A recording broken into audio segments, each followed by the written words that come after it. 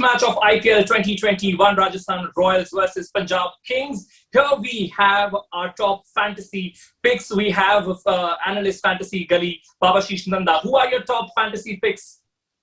Thanks a lot, Arun. Well, again, we are here for this heavy game altogether. A lot of players to look at. But of course, you got to understand what the context here is. They're playing in the heart of Mumbai at Wankhede. It's a pitch that's been suiting these big batters. And that's reflective of our top five picks. If you look at it, four of them are these men who get you big runs. Starting from KL Rahul. And he's a touch player who comes right from the heart of Indranagar, of course.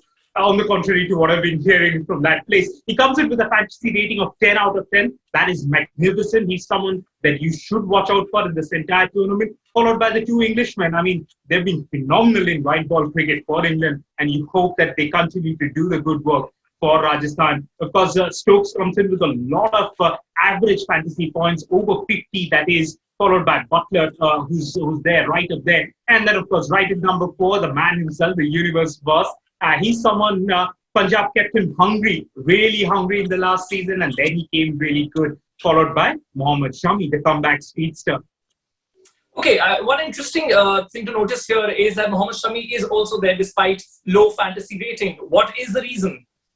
Well, I mean, you got to understand that this is a champion bowler you're talking about. He's still got the muscle memory. He still must have got the lovely seam presentation. He's been the highest wicket taker in the last couple of seasons. And what's important, at Wankhede, he's got about, 6 wickets in the last 3 matches. So that is an average of, 50 fantasy points just on the basis of that. So yeah, he's someone you should watch out for. Okay, now let's look at Rajasthan batsmen from a viewpoint of fantasy, rating. Well, I mean, if you look at Rajasthan as a side, they love variety. That's the management. That's the core. That's the way they think about it. The colors that they've been using. And when you look at that 5 batsmen, they're all different job roles. They can do a different job with the bat. Starting with Ben Stokes and Josh Butler, we've spoken about them. We've spoken how good they are right at the top in that batting power play. But I would love to talk about one person. That's a new skipper, Sanju Samson, who comes from those laid-back backwaters of Kerala, and he's got a flow to himself. Remember, he hasn't been giving you that many of fantasy points. That's just 39, which might look underwhelming when you compare to other players. But he's got a ton of potential. We're hoping that Sanju Samson comes good. Followed by Riyan Parag. You need to watch out for the glow in Amol Majumdar's eyes when Riyan Parag hits those shots in the net. He comes in with a very high X factor. We'll talk about the X factor and what that is, but he's someone you should watch out for. Followed by Manan Bora. We've got to see where they put their money on. Is it Manan Bora? Is it Yashasvi Jaiswal? But if Bora gets his opportunity, he'll be flying big. Okay, next question has a personal agenda. What is the best way to pick Fantasy 11? Well, to be very honest, here at Fantasy Gully, we really think we have cracked the code around this because there has to be a method to this entire madness, to this really think about fantasy cricket. First of all, and foremost of it, you've got to be sure about how you want to go about it. What is your risk strategy like? Or are you willing to play safe? Because that is going to dictate the picks that you take in that team. Second, of course, you've got to do your homework. Of course, you've got to understand what are the stats? What is this player expected to do? What are the job roles? What are the player roles that are being given to that person?